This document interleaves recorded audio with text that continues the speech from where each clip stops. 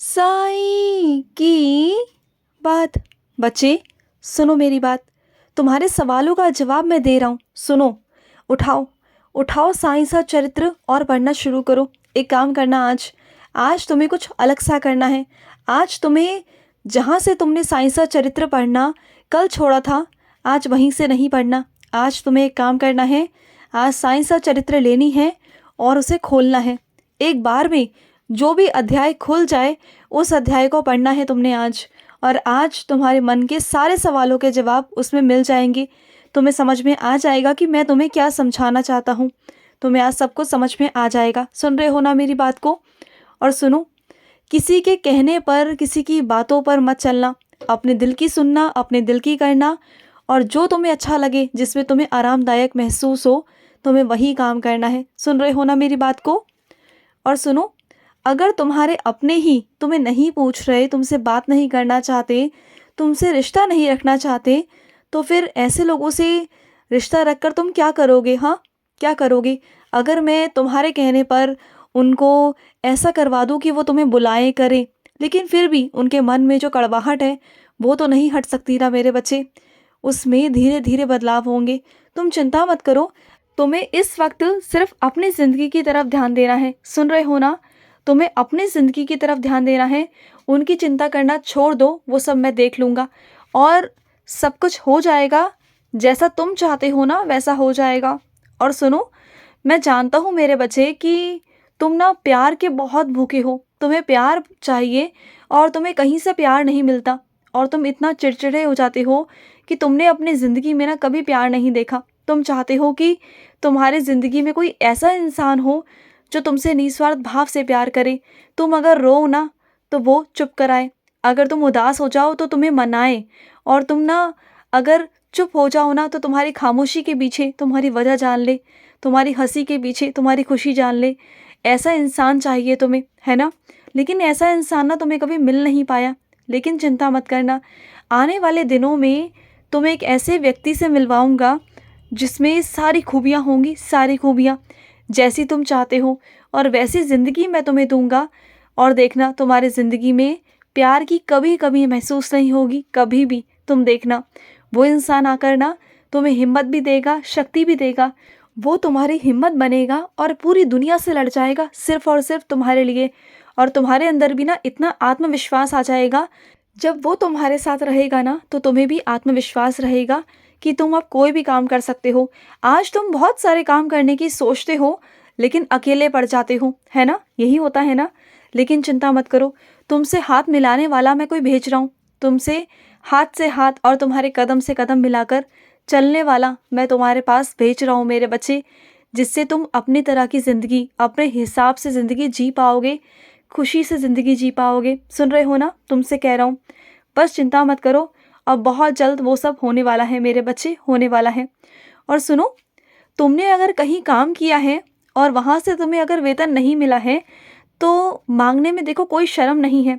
तुम मांग नहीं रहे, ये तुम्हारी कमी है। तुम जहाँ काम करते हो, कहीं परिश्रम करते हो, तो वहाँ से पैसे मांगने में क्या बुराई मेरे बच्चे? तुमने काम किया है, तुमने किसी की चोरी नहीं की है, तो कैसी शर्म? प्यार से कहने में क्या बुराई है? देखो, अगर तुम्हें ज़रूरत है, तुम्हें कोई काम है, तुम्हें किसी चीज़ का भुगतान करना है, तो बोल दो ना, प्यार से बोल दो। फिर देखो कि वो क्या जवाब देते हैं और कब तक देना चाहते हैं, क्या करना चाहते हैं।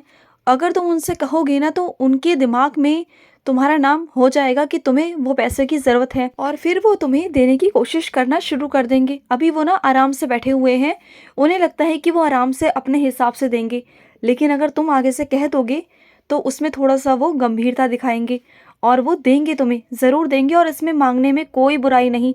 सुन रहे हो ना तुम? कोई भी बुराई नहीं है इसमें।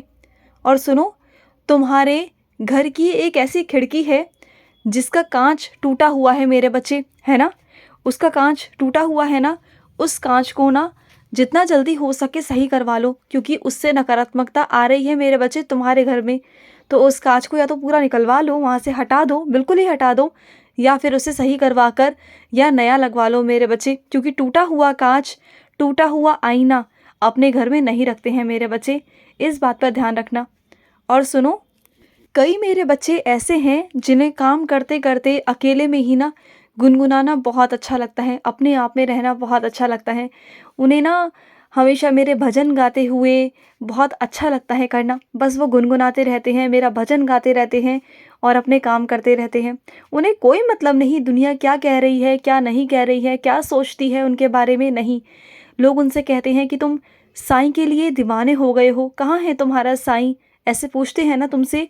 अरे कोई साईं नहीं, कोई कुछ नहीं कहते हैं ना तुमसे, लेकिन फिर भी तुम्हारा विश्वास है कि साईं है और साईं मेरे साथ है।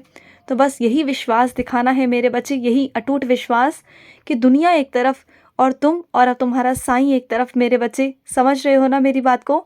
और ऐसे लोगों को जो लोग बावरा कहते हैं, दीवाने कहते हैं ना, अक्सर वही लोग ईश्वर के करीब आ पाते हैं, बहुत करीब। और जो लोग तुम्हें पागल बोलते हैं, बेवकूफ़ बोलते हैं ना, बल्कि वही कलयुग में फंसे हुए हैं, इस जाल में फंसे हुए हैं। उन्हें अभी समझ में नहीं आएगा, लेकिन एक वक्त ऐसा आएगा जब उन्हें भी समझ में आएगा कि ईश्वर क्या है, ईश्वर कहाँ है। वो लोग मानते हैं, जानते हैं, लेकिन उन्हें मार्ग बताने वाला कोई है ही नहीं कि सच्चा मार्ग असलियत में है कहाँ। उन्हें कुछ नहीं पता, बस वो अपनी ज़िंदगी में इतना व्यस्त हैं, पैसा कमाने में, अपने घर में, अपने परिवार में। वो ये नहीं समझ पाते हैं कि उनके जीवन में एक रास्ता और है, उसे बोलते हैं आध्यात्मिकता का रास्ता। और जो आध्यात्मिकता के रास्ते पर चलता है ना, वो ज़िंदगी में आगे से आगे तरक्की भी करता है और आगे से आगे बढ़ता है। आजकल के बच्चे पता है क्या गलती करते हैं? उन्हें लगता है कि सब कुछ आजकल आधुनिकता पे निर्भर हो गया है, लेकिन ये उनकी सबसे बड़ी गलतफहमी है। क्योंकि जो शास्त्र हैं मेरे बच्चे, जो मेरे चमत्कार है, वो आज तक अच्छे से अच्छा कोई उसका रहस्य क्या पता नहीं लगा पाया। चाहे वो विज्ञान हो या कुछ भी हो मेरे बच्चे, कोई भी हो, मुझसे पर्दा नहीं हटा पाया कि मेरा क्या रहस्य है। आज भी मेरे दुनिया के अंदर कई मंदिर हैं, कई चीज़ें हैं, कई मेरे चमत्कार हैं, ऐसे ऐसे चमत्कार कि वहाँ तक कोई पहुँच नहीं पाया और ना पहुँच पाएगा मेरे बच्चे, क्योंकि मैं ब्रह्मांड नायक हूँ और ब्रह्मांड नायक के ऊपर पहुँचने वाला कोई है ही नहीं। चाहे वो विज्ञान हो या कोई भी मेरे बच्चे। जो विज्ञान वाला इंसान है ना, उसे भी मैंने ही बनाया है, वो भूल गया है। वो ये सोचता है कि वो मुझ तक पहुंच जाएगा, लेकिन मुझ तक पहुंचना इतना आसान नहीं। मुझ तक सिर्फ वही पहुंच सकता है जिसने अपनी मोह माया त्याग दी हो, जो आध्यात्मिकता के रास्ते पर चलता हो, जिसके अंदर से ना मैं ख़त्म हो गया। मैं जिसके अंदर से मैं ख़त्म हो गया ना, जिसके अंदर सिर्फ ये आ गया कि तेरा तेरा सब कुछ तेरा, कृष्ण सब कुछ तेरा, राधे का सब कुछ राधा का, उस दिन मैं उसका हो जाऊंगा। जिस दिन मेरा बच्चा मेरा हो गया ना, उस दिन मैं अपने बच्चे का हो जाऊंगा। और जो आध्यात्मिकता के रास्ते पर चलेगा, उसके साथ मैं हमेशा रहूंगा।